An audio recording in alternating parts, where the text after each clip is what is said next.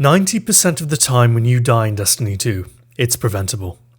Forget team stacks and quick play, forget not and bought forgottens, forget supers.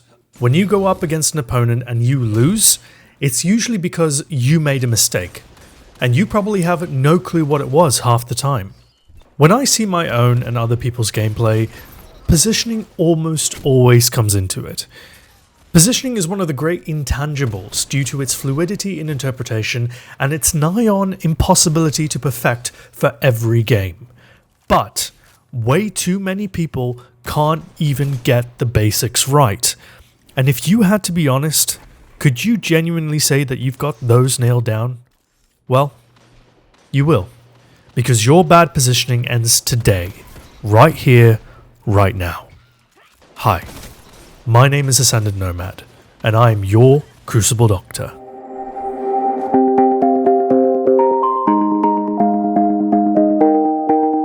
Positioning, simply put, is how you place yourself when you engage in a battle. Just like everything in multiplayer, it's a simple concept with so many layers of complexity behind it. Now, I won't bore you with the reasons why people put themselves in the positions they do, so instead let's talk about what is good and bad when it comes to positioning. I'm going to go over the very basics in this video and apply them to a select few examples so you can come away from the video knowing what is and what isn't good positioning. If the interest is there, I'll make more advanced videos later. Good positioning during an engagement is giving yourself a good view of the fight, while staying relatively protected with some cover you can dip in and out of. Taking up a position that gives you a lot of options to disengage if you need is also important. Bad positioning is everything that good positioning isn't. Being out in the open, not playing around cover, getting into fights in narrow spaces, being isolated, and just about anything else that makes you easy to kill. Of course, that's not the full story. Advanced players break these basic rules of positioning a lot. But before you can start breaking rules, you should learn what they are first. And that's what this video is for. As mentioned, very good positioning can be achieved by doing three very basic things. Number one, have a good view of the fight. This implies that you know where the fight is, and you know where it is relative to the map. Finding the fight is the easy part. Just follow the noise and the radar pings and various other clues like your teammates' indicators. Exclamation point means they're taking fire, for example. The next part relies a lot on map knowledge. Some maps have narrower sightlines than others, which makes positioning tricky. Some maps are really open, which makes finding cover a bit tricky. Speaking of which, number two, using cover. You might have god tier aim, but that won't stop you from missing a shot, or spotting that Dawnblade, or that two-tailed fox some edgelord is using because he watched a Kamikakes video once, or any of the 1,000 other things that can get you killed. Cover is your protection for all of these instances, improving your chances of survival against everything. You can also use it offensively, dipping in and out of cover to create a pacing to any engagement.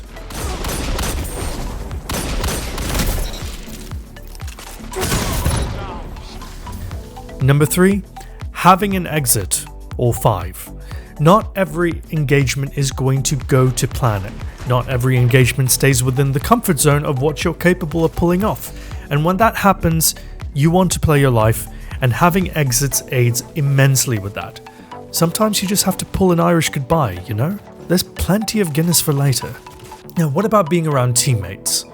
If we're strictly talking about engagement positioning, then being around your teammates, yeah, it's helpful for everyday quick play, what with safety in numbers, but being safe doesn't help you develop the right instincts for those clutch moments, where it's 1v1 in comp and your fabled rank is on the line. Basing your 1v1 positioning around how you act around your teammates in quick play will most likely get you killed everywhere else. Now, the thing about good positioning is that a lot of it is based per engagement, and not necessarily per map. There are always great places to be on the map depending on your playstyle and team composition, but the reality is that if you follow those three principles, what you may have previously considered to be in no man's land may actually be the perfect offensive position for you to take up. For quick play especially, you want to base it per engagement, with so many spawns being flipped and the constant threat of 6 people rather than 4. To demonstrate how to break down positional play, here's some examples of gameplay from members of our community Discord server, The Tribe. If you'd like to join, I'll leave a link down below that like button. We're dedicated to improvement and helping each other get better. Anyways, here we go. So here we are with the first gameplay. This was submitted by community member Rev. She has been part of this community for a little while, and she's very graciously decided to share some of her footage. So we're going to have a look at it and see what she does well and what she doesn't do as well, but purely from a positioning standpoint. Okay, so she's seen the guy weak. She's coming around here. Oh, the overextension. The overextension was very real. Oh dear. Okay, let's go back and let's break that down a bit. Okay, so she's following Half Dragon. That's fine. And Half Dragon gets himself into an engagement. So okay, that's interesting. I'll go have a I'll go have a look at that and see what's up. Okay, so she's got a little bit of information here on Monka S and sees that he's absolute. So why wouldn't you want to push around the side? The trouble is the way she pushes around the side here. She kind of overshoots her shot. She sees Monka S starting to fly in the air, so she aims up, but that's a little off target there. That's not quite cutting it. And then there's a second character here and a third person right here. She basically ran herself into a 3v1. If she had decided to use this pillar as cover and perhaps come around a little bit, perhaps looked at the radar a little bit more, she wouldn't have made this move. Instead, she ran into this area where she got completely outgunned, three guns versus 1. There's no way in hell you come back from that. Even if you pop your super, those 3 will probably just kill you in the time that it takes for your animation to finish. So bad play from Revenant here, not perhaps particularly aware of the radar, not having a good view of the fight, not using cover, and certainly getting yourself into a position where there's no exit strategy. That was all 3 cardinal sins committed. So yeah, not great. Okay, let's move on to another game.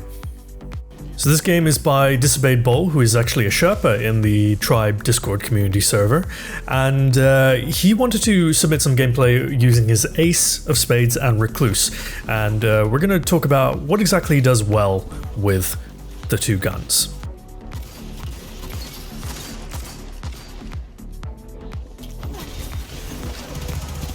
Alright, this got Master of Arms procced, somebody coming around the corner, they're dead. Kills so quickly. Another one dead from Master of Arms. I've got one person here. And that's very good play. That was extremely good positional play, even if it did look quite obvious in what he did. So let's just go back and break that down a little bit. So number 1 is his game awareness was very spot on. He always had a good view of the fight. He knew where the fight was. In this case, the fight was coming to him. So he decided to minimize risk by playing around cover, using cover to minimize risk and to come out on top with the best possible result. So now this thing aside, he got very lucky with the shotgunner, but every other thing that happened here was extremely well crafted and well thought out. So he plays around cover, he keeps it tight, he doesn't panic, and he just lets the fight come to him. Now, obviously getting flawless execution here was huge because it allowed him to have a little bit more information and allowed him to time his shots better. I don't think that he would time this engagement nearly half as well if he didn't realize there was somebody on towards the left of him. I think he probably would have ended up going up through cover, but because he knew there's this guy right here, through flawless execution, he actually dipped back through cover. So, 1, he had a good view of the fight.